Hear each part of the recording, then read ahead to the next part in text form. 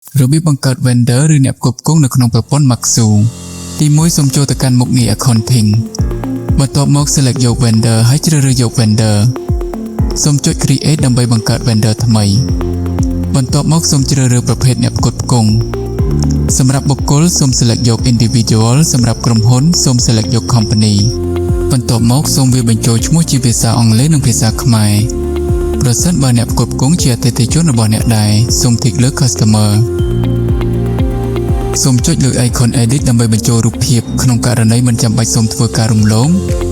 scroll មកផ្នែកខាងក្រោមដើម្បីវាបញ្ចូលអាសយដ្ឋាន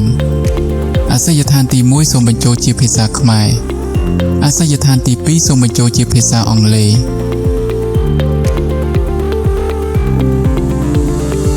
បន្ទាប់មកសូមជ្រើសរើសប្រទេស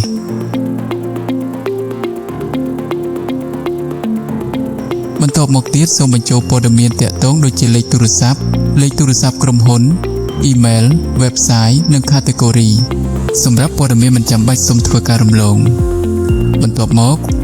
សូមបញ្ចូលព័ត៌មានពន្ធក្នុងករណីដែលមានដូចជាលេខ VAT និងប្រភេទពន្ធជំហានបន្ទាប់សូមវាបញ្ចូលលេខសម្គាល់អ្នកផ្គត់ផ្គង់ឬឲ្យ system generate ដោយស្វ័យប្រវត្តិជំហានចុងក្រោយគ្រាន់តែចុចលើប៊ូតុង save រួចជាការស្រេច